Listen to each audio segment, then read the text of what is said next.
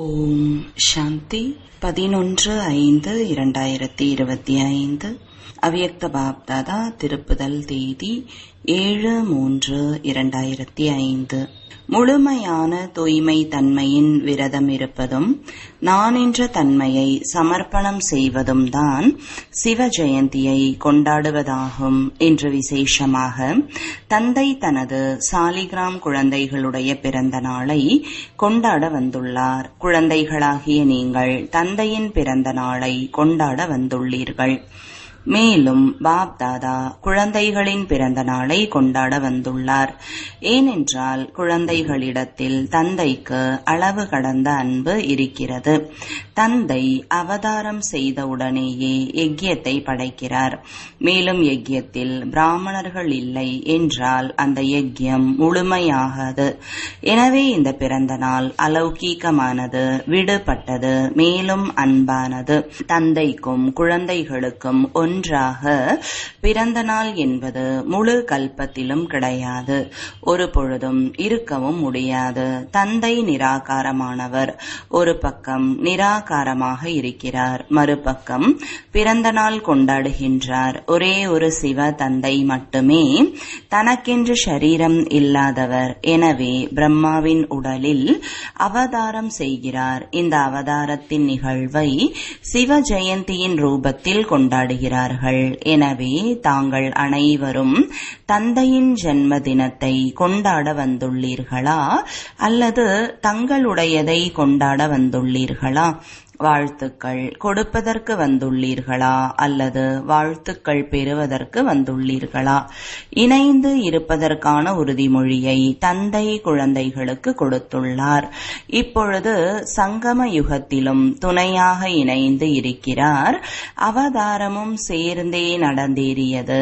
மாற்றத்தை கொண்டு வரும் காரியத்திலும் துணையாக இருக்கிறார். மேலும் பரம்தாமம் வீட்டிற்கு செல்வதிலும் கூடவே இருக்கிறார். இது தந்தை மற்றும் குழந்தைகளுக்கான அன்பின் வெளிப்பாடு ஆகும். சிவ ஜெயந்தியை பக்தர்கள் கூட கொண்டாடுகிறார்கள். ஆனால் அவர்கள் அவரை அழைக்க மட்டுமே செய்கிறார்கள், பாடல் பாடுகிறார்கள். ஆனால் நீங்கள் கூக்குரல் இடுவது இல்லை, சந்திக்கிறீர்கள். மேலும் சமமாக ஆகின்றீர்கள். சந்திப்பது என்றால் எப்பொழுதும் ஊக்கம் உற்சாகத்தில் பறந்து கொண்டே இருப்பது. எனவே அதை உற்சவம் என்று அழைக்கின்றார்கள். உற்சவத்தின் பொருளே உற்சாகமாக இருப்பது.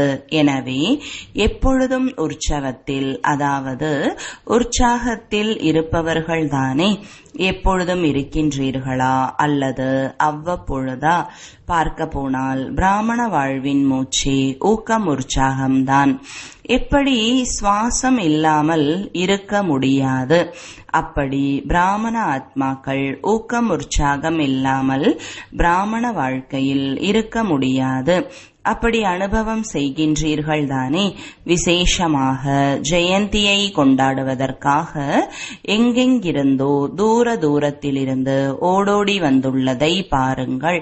குழந்தைகளின் ஜென்ம தினத்தை கொண்டாடுவதில் ஏற்படும் மகிழ்ச்சி பாப் தாதாவிற்கு தன்னுடைய ஜென்ம தினத்தை கொண்டாடுவதில் ஏற்படுவது இல்லை. எனவே பாப் தாதா ஒவ்வொரு குழந்தைக்கும் பல கோடி மடங்கு தட்டுகள் நிரம்ப நிரம்ப வாழ்த்துக்களை கொடுத்து கொண்டிருக்கிறார். வாழ்த்துக்கள், வாழ்த்துக்கள், வாழ்த்துக்கள். பாப் தாதாவிற்கு இன்று உண்மையான பக்தனுடைய நினைவு கூட அதிகமாக வந்து கொண்டிருக்கிறது. அவர்கள் ஒரு நாளுக்கான விரதம் இருக்கிறார்கள். மேலும் நீங்கள் முழு வாழ்க்கைக்கான முழுமையான தூய்மை ஆவதற்கான விரதம் இருக்கின்றீர்கள்.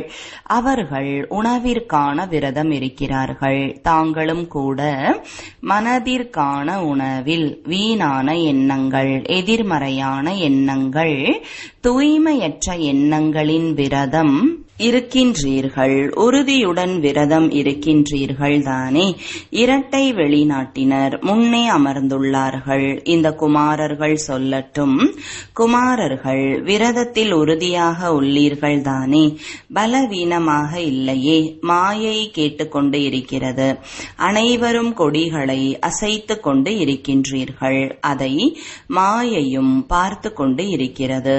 எப்பொழுது தூய்மை ஆகியே தீருவேன் என்ற விரதம் இருக்கிறீர்கள், அப்பொழுது அந்த விரதத்தின் பொருள் உயர்ந்த உள்ளுணர்வை உருவாக்குவது என்பதாகும். எப்படி உள்ளுணர்வு இருக்கின்றதோ அதற்கு ஏற்றபடி திருஷ்டி மற்றும் செயல் தானாகவே உருவாகின்றது. அப்படி என்றால் அதற்கான விரதம் இருக்கின்றீர்கள் தானே. ஒருவர் மற்றவரை பார்க்கும் பொழுது தூய்மையான சுபமான உள்ளுணர்வுடன், தூய்மையான சுபமான பார்வையுடன் பார்க்கின்றீர்களா? முகத்தை பார்க்கின்றீர்களா? அல்லது நெற்றியின் நடுவே பிரகாசிக்கக்கூடிய ஆத்மாவை பார்க்கின்றீர்களா? சில குழந்தைகள் கேட்கின்றார்கள், பேசும் பொழுதும் காரியம் செய்யும் பொழுதும் முகத்தை பார்க்க வேண்டியதாக இருக்கு. சில குழந்தைகள் கேட்கின்றார்கள், பேசும் பொழுதும் காரியம் செய்யும் பொழுதும் முகத்தை பார்க்க வேண்டியதாக இருக்கின்றது. கண்களின் பக்கமாக தான் பார்வை செல்கிறது. அப்பொழுது சில நேரம் முகத்தை பார்க்க வேண்டியதாக இருக்கின்றது. உள்ளுணர்வு மாறிவிடுகின்றது. பாப்தாதா கூறுகிறார், கண்களுக்கு இடையில் தானே நெற்றியும் இருக்கிறது. அந்த நெற்றிக்கு இடையே உள்ள ஆத்மாவை பார்த்து பேச முடியாதா? இப்பொழுது பாப்தாதா குழந்தைகளுக்கு முன்னால் அமர்ந்து குழந்தைகளின் கண்களை பார்த்து கொண்டு இருக்கின்றாரா அல்லது நெற்றிக்கு இடையே பார்த்து கொண்டு இருக்கின்றாரா என்று கண்டுபிடிக்க முடிகிறதா? இரண்டும் கூடவே தான் இருக்கிறது. எனவே முகத்தை பாருங்கள். ஆனால் முகத்தில் இரண்டு புருவங்களுக்கு இடையில் பிரகாசிக்கக்கூடிய நட்சத்திரத்தை பாருங்கள். எனவே இந்த விரதத்தை எடுங்கள். ஏற்கனவே எடுத்துள்ளீர்கள். ஆனால் கவனத்தை அதிகப்படுத்துங்கள். ஆத்மாவை பார்த்து பேசுங்கள். ஆத்மாவுடன் பேசிக்கொண்டு இருக்கின்றது. ஆத்மா பார்த்து கொண்டு இருக்கின்றது. அப்பொழுது உள்ளுணர்வு எப்பொழுதும் சுபமானதாகவே இருக்கும். மேலும் அதன் கூடவே மற்றொரு லாபம் என்னவென்றால், எப்படி உள்ளுணர்வோ அப்படி வாயுமண்டலம் உருவாகிறது. வாயுமண்டலம் உயர்வானதாக ஆகும் பொழுது சுயத்திற்கான முயற்சியின் கூடவே சேவையும் நடந்தேறி விடுகிறது. அப்பொழுது இரட்டை லாபம் அல்லவா? தன்னுடைய உள்ளுணர்வை அந்த அளவிற்கு உயர்வாக ஆக்குங்கள். அதன் மூலம் எப்படிப்பட்ட விகாரியாக தூய்மையற்றவர்களாக இருந்தாலும் அவர்கள் மாறிவிட வேண்டும். அப்படிப்பட்ட விரதம் எப்பொழுதும் தன்னுடைய நினைவில் சொரூபத்தில் இருக்கட்டும். இன்று பாப்தாதா குழந்தைகளின் சார்ட்டை பார்த்தார். தன்னுடைய உள்ளுணர்வு மூலமாக வாயுமண்டலத்தை உருவாக்குவதற்கு பதிலாக ஆங்காங்கே அவ்வப்பொழுது மற்றவர்களுடைய வாயுமண்டலத்தினால் பாதிப்பிற்கு உள்ளாகி விடுகிறார்கள். காரணம் என்னவாக இருக்கிறது? குழந்தைகள் ஆன்மீக உரையாடலில் மிகவும் இனிமையிலும் இனிமையான விஷயங்களை பேசுகிறார்கள். என்ன சொல்கிறார்கள் என்றால், இவருடைய சிறப்புத்தன்மை நன்றாக உள்ளது, இவரிடமிருந்து உதவி மிக நன்றாக கிடைக்கிறது. ஆனால் சிறப்புத்தன்மை என்பது பிரபுவினால் கொடுக்கப்பட்ட பரிசு. பிராமண வாழ்வில் என்னவெல்லாம் கிடைத்துள்ளதோ, என்ன சிறப்புகளாக இருந்தாலும் அனைத்தும் பிரபுவின் பிரசாதம், பரிசு ஆகும். கொடுக்கக்கூடியவரை மறந்து எடுக்கக்கூடியவரை நினைவு செய்வது. பிரசாதம் என்பது ஒரு பொழுதும் தனிப்பட்ட நபருடையதாக பாடப்படுவது அல்ல, பிரபுவின் பிரசாதமாக சொல்லப்படுகிறது. இன்னாருடைய பிரசாதம் என்று சொல்லப்படுவது இல்லை. சகயோகம் கிடைக்கிறது என்றால் நல்ல விஷயம். ஆனால் சகயோகத்தை கொடுத்து வைக்கக்கூடிய வள்ளலின் நினைவு மறந்துவிடவில்லை தானே. எனவே உறுதியிலும் உறுதியான பிறந்த நாளிற்கான விரதம் இருக்கின்றீர்களா? உள்ளுணர்வு மாறிவிட்டதா? முழுமையான தூய்மைக்கான உண்மையிலும் உண்மையான விரதம் இருங்கள். மேலும் உறுதிமொழி எடுங்கள், சோதனை செய்யுங்கள். பெரிய பெரிய விகாரங்களுக்கான விரதம் இருக்கின்றீர்கள். அதனால் அதனுடைய சின்ன சின்ன குழந்தை குட்டிகளிடமிருந்து முக்தி பெற்று விட்டீர்களா? இல்லற வாழ்வில் கூட தன் பிள்ளைகளை காட்டிலும் பேரன் பேத்தி மீது அதிக அன்பு இருக்கும் தாய்மார்களுக்கு அன்பு இருக்கின்றது தானே. எனவே பெரியதிலும் பெரியதின் மீது வெற்றி பெற்று விட்டீர்கள். ஆனால் சின்ன சின்ன சூட்சும ஸ்வரூபத்தில் யுத்தம் செய்யவில்லை தானே. அநேகர் சொல்கிறார்கள், எனக்கு பற்று இல்லை, ஆனால் நன்றாக இருக்கிறது. இதன் பொருள் மிகவும் நன்றாக இருக்கிறது, ஆனால் பற்று இல்லை. ஏன்? விசேஷமாக நன்றாக இருக்கிறது. எனவே சோதனை செய்யுங்கள். சின்ன சின்ன ரூபத்தில் கூட தூய்மையற்ற தன்மையின் அம்சம் இருந்துவிடவில்லை தானே. ஏனென்றால் அம்சத்திலிருந்து எப்பொழுது வேண்டுமானாலும் வம்சம் பிறப்பெடுக்க முடியும். எந்த ஒரு விகாரம் அது சிறிய ரூபத்திலோ அல்லது பெரிய ரூபத்திலோ வருவதற்கான காரணம் ஒரு சப்தத்தின் வெளிப்பாடு. அந்த ஒரு சப்தம் நான், தேக உணர்விலான நான். இந்த நான் என்ற ஒரு சப்தத்திலிருந்து அபிமானம் வருகிறது. மேலும் அகங்காரம் பூர்த்தி ஆகவில்லை என்றால் கோபம் வருகிறது. ஏனென்றால் அபிமானத்தின் அடையாளம் அவமானத்தின் ஒரு சப்தத்தை கூட சகித்துக் கொள்ள முடியாது. எனவே கோபம் வந்து விடுகிறது. பக்தர்கள் என்னவோ பலியிடுகிறார்கள். ஆனால் நீங்கள் இன்றைய தினம் நான் என்ற தன்மையை தந்தையிடம் அர்ப்பணித்து விடுங்கள். செய்யத்தான் வேண்டும், ஆகத்தான் வேண்டும் என்று யோசிப்பதை நிறுத்திவிடுங்கள். சக்தி உள்ளது என்றால் சக்தி நிறைந்தவராகி முடித்து விடுங்கள். இது ஒன்றும் புதிய விஷயம் அல்ல. எத்தனையோ கல்பம், எத்தனையோ முறை சம்பூர்ணமாகியுள்ளீர்கள், முழுமை நிலையை அடைந்துள்ளீர்கள், கல்ப கல்பமாக ஆகியுள்ளீர்கள். ஏற்கனவே உருவானது மீண்டும் உருவாகிக் கொண்டிருக்கிறது. மீண்டும் செய்தால் போதுமானது. உருவானதை உருவாக்க வேண்டும். எனவேதான் உருவாகி கொண்டிருக்கும் நாடகம் என்று சொல்லப்படுகிறது. ஏற்கனவே உருவாகி இருக்கிறது. அதை மீண்டும் செய்வது என்பது உருவாக்குவது கடினமா அல்லது சுலபமா? பாப்தாதா புரிந்துள்ளார். சங்கம யுகத்தின் வரதானம் சகஜமான முயற்சியாளர். இந்த பிறவியில் சகஜமான முயற்சியின் வரதானத்தின் மூலமாக 21 பிறவிகளுக்கு எளிமையான வாழ்க்கை தானாகவே பலனாக கிடைத்து விடுகிறது. பாப்தாதா ஒவ்வொரு குழந்தையையும் முயற்சியிலிருந்து விடுவிப்பதற்காக வந்துள்ளார். 63 பிறவிகள் கடினமாக உழைத்துள்ளீர்கள். ஒரு பிறவி பரமாத்மாவின் மீது கொண்ட அன்பு காதல் மூலமாக கடின உழைப்பிலிருந்து விடுபடுங்கள். எங்கே காதல் இருக்கின்றதோ அங்கே கடின உழைப்பு இல்லை. எங்கே கடின உழைப்பு இருக்கின்றதோ அங்கே காதல் இல்லை. எனவே பாப்தாதா சகஜ முயற்சியாளர் ஆகுக என்ற வரதானத்தை கொடுத்து கொண்டிருக்கிறார். மேலும் உழைப்பிலிருந்து விடுபடுவதற்கான சாதனம் அன்பு. தந்தை இடத்தில் உளமாற அன்பு கொள்தல். அன்பின் மூலமாக கடின உழைப்பிலிருந்து விடுபடுங்கள். அன்பில் மூழ்கி விடுங்கள். மேலும் மிக பெரிய எந்திரம் மன்மனாபவ என்ற மந்திரம் ஆகும்.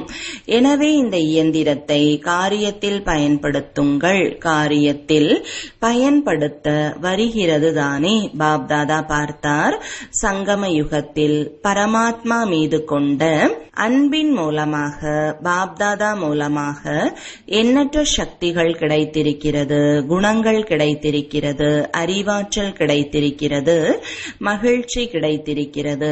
பிரபுவினால் கிடைக்கப்பெற்ற இந்த அனைத்து பரிசுகளையும் பொக்கிஷங்களையும் சரியான நேரத்தில் காரியத்தில் ஈடுபடுத்துங்கள்.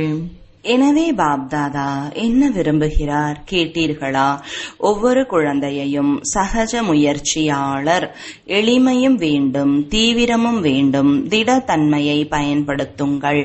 ஆகியே தீர வேண்டும். நாம் ஆகவில்லை என்றால் பின்னர் யார் ஆவார்கள்? நாம் தான் ஆகியிருந்தோம், நாம் தான் ஆகுகின்றோம். மேலும் ஒவ்வொரு கல்பத்திலும் நாமே ஆவோம். இவ்வளவு உறுதியான நம்பிக்கையை தன்னிடத்தில் தாரணை செய்து செய்தே ஆக வேண்டும்.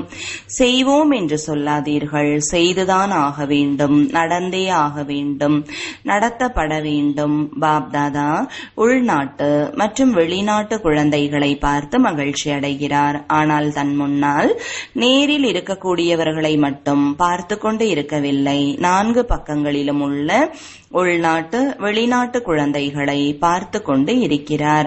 பெரும்பான்மையோரிடமிருந்து பல இடங்களிலிருந்து பிறந்த நாளிற்கான வாழ்த்துக்கள் வந்துள்ளது. வாழ்த்து அட்டைகள் வந்து சேர்ந்துள்ளது. இமெயில் வந்து சேர்ந்துள்ளது.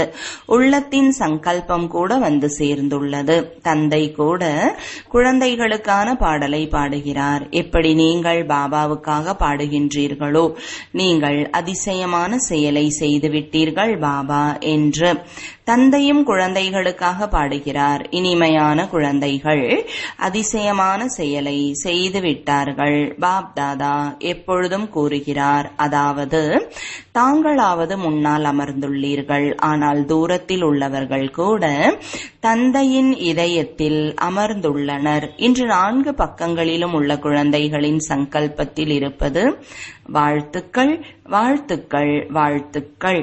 சப்தம் பாப்தாதாவின் காதுகளுக்கு வந்து சேருகின்றது. சங்கல்பம் மனதில் வந்து சேருகிறது. இது வெறும் வாழ்த்து அட்டை மற்றும் கடிதம்தான். ஆனாலும் கூட இது மிகப்பெரிய வைரத்தை காட்டிலும் அதிகப்படியான மதிப்புமிக்க பரிசாகும். அனைவரும் கேட்டுக்கொண்டு இருக்கிறீர்கள், மகிழ்ந்து கொண்டு இருக்கிறீர்கள். எனவே அனைவரும் தன்னுடைய பிறந்த நாளை கொண்டாடி விட்டீர்கள். 2 வருட மாணவராக இருக்கலாம், 1 வருட மாணவராக இருக்கலாம், 1 வார கால மாணவராக இருக்கலாம். ஆனாலும் யஜ்யத்திற்கான பிறந்த தினம் இருக்கின்றது. அனைத்து பிராமணர்களோ யஜ்யத்தின் நிவாசிகளாக இருக்கின்றீர்கள். எனவே அனைத்து குழந்தைகளுக்கும் மிக மிக மனமார்ந்த அன்பு நினைவுகளும் ஆசீர்வாதமும் உரித்தாகுக. எப்பொழுதும் ஆசீர்வாதத்தில் வளர்ந்து கொண்டே இருங்கள், பறந்து கொண்டே இருங்கள். ஆசீர்வாதம் கொடுப்பது மற்றும் எடுப்பது எளிமைதானே? எளிமையா? எளிமை என்று புரிந்து கொண்டுள்ளவர்கள் கைகளை உயர்த்துங்கள், கொடியை அசையுங்கள். எனவே ஆசீர்வாதத்தை விட்டுவிட மாட்டீர்களே. அனைத்தையும் விட சகஜமான முயற்சி செய்வதற்கான வழி ஆசீர்வாதம் கொடுப்பது மற்றும் ஆசீர்வாதம் எடுப்பது. இதில் நினைவும் வந்து விடுகிறது, ஞானமும் வந்து விடுகிறது, தாரணையும் வந்து விடுகிறது, சேவையும் வந்து விடுகிறது. ஆசீர்வாதம் கொடுப்பது மற்றும் எடுப்பதில் 4 பாடங்களும் வந்து விடுகிறது. எனவே இரட்டை வெளிநாட்டவருக்கு ஆசீர்வாதம் கொடுப்பது மற்றும் எடுப்பது எளிமைதானே? எளிமையா? 20 வருடமானவர்கள் யார் வந்துள்ளீர்களோ அவர்கள் கைகளை உயர்த்துங்கள். தாங்களோ 20 வருடமானவர்கள், ஆனால் தந்தையோ தங்களுக்கு பல கோடி மடங்கு வாழ்த்துக்களை கொடுத்து கொண்டிருக்கிறார். எத்தனை தேசங்களிலிருந்து வந்துள்ளார்கள்? 69 தேசங்களிலிருந்து வாழ்த்துக்கள். 69வது பிறந்த நாளை கொண்டாடுவதற்கு 69 தேசங்களிலிருந்து வந்துள்ளீர்கள். எவ்வளவு நன்றாக இருக்கிறது. வருவதில் வசதி குறைவு எதுவும் ஏற்படவில்லை தானே? எளிமையாக வந்துவிட்டீர்கள். எங்கு அன்பு இருக்கிறதோ அங்கு கடின உழைப்பு இல்லை. ஆக இன்றைய விசேஷ வரதானமாக எதை நினைவில் வைப்பீர்கள்? சகஜ முயற்சியாளர். சகஜமான காரியம் வேக வேகமாக முடிக்கப்பட்டு விடுகிறது. உழைப்பிற்கான காரியம் கடினமாக இருக்கிறது, நேரமாகின்றது. எனவே நீங்கள் அனைவரும் யார்? சகஜமான முயற்சியாளர். சொல்லுங்கள், நினைவில் வையுங்கள். தனது தேசத்திற்கு சென்ற பிறகு கடின உழைப்பில் ஈடுபடக்கூடாது. ஒருவேளை கடின உழைப்பிற்கான காரியம் ஏதேனும் வந்தாலும் கூட மனதார சொல்லுங்கள், பாபா, என்னுடைய பாபா. அப்பொழுது உழைப்பு முடிந்து போய்விடும். நல்லது, கொண்டாடி விட்டீர்கள் தானே? தந்தையும் கொண்டாடி விட்டார், தாங்களும் கொண்டாடி விட்டீர்கள். நல்லது. இப்பொழுது ஒரு வினாடியில் பயிற்சி செய்ய முடியுமா? செய்ய முடியும் தானே? நல்லது.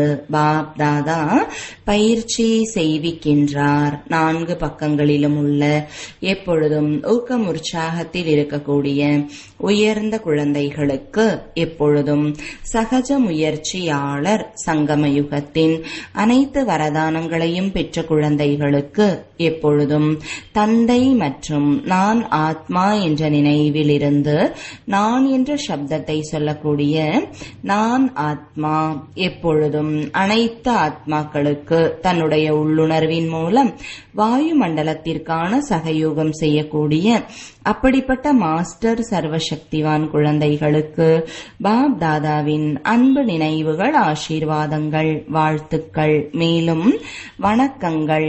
ஆன்மீக தந்தைக்கு ஆன்மீக குழந்தைகளின் அன்பு நினைவுகளும் வணக்கங்களும். இரட்டை வெளிநாட்டினர் மூத்த சகோதரிகளுடன் சந்திப்பு. அனைவரும் நன்றாக உழைத்துள்ளீர்கள். குழுக்களை உருவாக்கியதால் நன்றாக உழைத்துள்ளார்கள். மேலும் இங்கே வாயுமண்டலமும் நன்றாக இருக்கிறது. குழுவினுடைய சக்தியும் இருக்கிறது.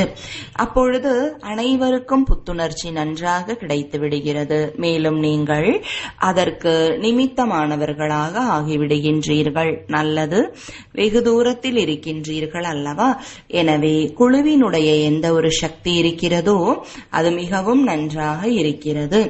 இவ்வளவு முழு பரிவாரமும் ஒன்றாக இருக்கும் பொழுது ஒவ்வொருவரின் சிறப்பு தன்மையின் தாக்கம் ஏற்படத்தான் செய்கிறது. நன்றாக திட்டமிட்டு இருந்தீர்கள். தந்தைக்கு மகிழ்ச்சி. அனைவரின் நறுமணத்தையும் தாங்கள் எடுத்துக்கொண்டு விட்டீர்கள். அவர்கள் மகிழ்ச்சி அடைகிறார்கள். உங்களுக்கு ஆசீர்வாதம் கிடைக்கிறது. நல்லது. இங்கே அனைவரும் ஒன்று சேர்ந்து இருப்பது மிகவும் நன்றாக உள்ளது. தங்களுக்குள் கொடுக்கல் வாங்கலும் நடக்கின்றது. மேலும் புத்துணர்ச்சியும் அடைந்து விடுகிறீர்கள். ஒருவருக்கு மற்றவரின் சிறப்பு தன்மை பிடித்தமானதாக இருக்கிறது. அதை பயன்படுத்துகிறீர்கள். இதன் மூலம் குழு நன்றாக ஆகிவிடுகிறது. இது சரியானதாக இருக்கிறது. கிளை நிலையங்களில் வசிக்கக்கூடிய சகோதர சகோதரிகளுடன் சந்திப்பு. அனைவரும் பேனரை காட்டிக்கொண்டு இருக்கிறார்கள். அதில் அன்பு மற்றும் கருணை என்ற ஜோதியை ஏற்றி வைப்போம் என்று எழுதப்பட்டு இருந்தது. மிகவும் நன்றாக சங்கல்பம் செய்துள்ளீர்கள். தன் மீதும் கருணையின் பார்வை, தன்னுடன் இருப்பவர்கள் மீதும் கருணையின் பார்வை, மேலும் அனைவர் மீதும் கருணையின் பார்வை. ஈஸ்வரிய அன்பு என்பது காந்தம். தங்களிடம் அந்த ஈஸ்வரிய அன்பின் காந்தம் உள்ளது. எந்த ஒரு ஆத்மாவையும் ஈஸ்வரிய அன்பு என்ற காந்தத்தின் மூலம் தந்தையுடையவராக ஆக்க முடியும். பாப்தாதா கிளை நிலையங்களில் இருப்பவர்களுக்கு விசேஷமாக உள்ளத்தின் ஆசீர்வாதங்களை கொடுக்கிறார். ஏனென்றால் நீங்கள் அனைவரும் உலகத்தின் பெயரை பிரசித்தி பெற வைத்துள்ளீர்கள். மூலை முடுக்குகளில் பிரம்மா குமாரிகளின் பெயரை பரப்பியுள்ளீர்கள் தானே? பாப்தாதாவிற்கு மிகவும் நன்றாக இருக்கக்கூடிய விஷயம், இரட்டை வெளிநாட்டினர் போல இரட்டை வேலை செய்பவர்கள் பெரும்பான்மையானோர் லௌகீக வேலையையும் செய்கிறார்கள். மேலும் அலௌகீக வேலையையும் செய்கிறார்கள்.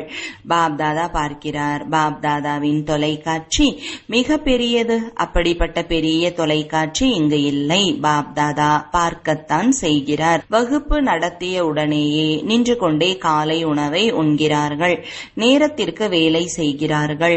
நேரத்திற்கு வேலைக்கு செல்கிறார்கள். அதிசயம் செய்கிறார்கள்.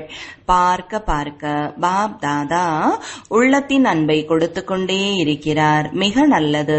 சேவைக்கு நிமித்தமாகி உள்ளீர்கள். மேலும் நிமித்தமானதற்கான பரிசை தந்தை விசேஷமான பார்வையின் மூலமாக எப்பொழுதும் கொடுத்து கொண்டு இருக்கிறார். மிகவும் நல்ல லட்சியம் வைத்துள்ளீர்கள்.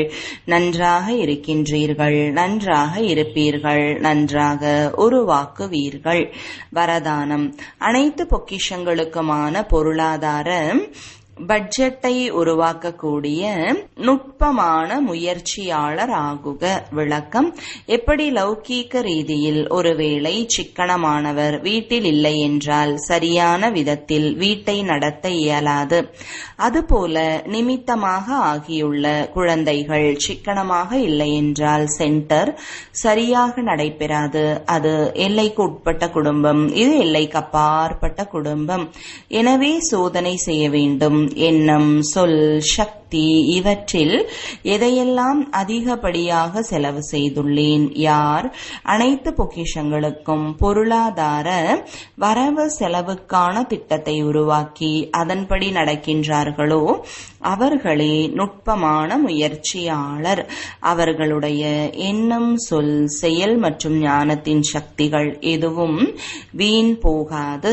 ஸ்லோகன்: அன்பு என்ற பொக்கிஷத்தின் மூலமாக செல்வந்தராகி அனைவருக்கும் அன்பை கொடுங்கள், மேலும் அன்பை எடுங்கள்.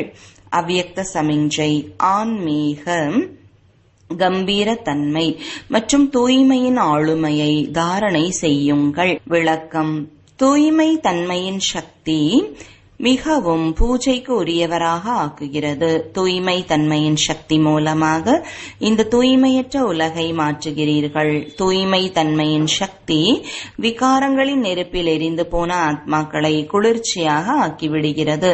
ஆத்மாக்களை அநேக ஜென்மங்களுடைய பாவ கர்மங்களின் பந்தனத்திலிருந்து விடுவித்து விடுகிறது. தூய்மை தன்மையின் ஆதாரத்தினால் துவாபர யுகத்திலிருந்து இந்த சிருஷ்டி தாக்குப்பிடித்து வருகிறது. இந்த மகத்துவத்தை தெரிந்து கொண்டு தூய்மை தன்மையின் ஒளியினாலான கிரீடத்தை தாரணை செய்யுங்கள். ஓம் சாந்தி.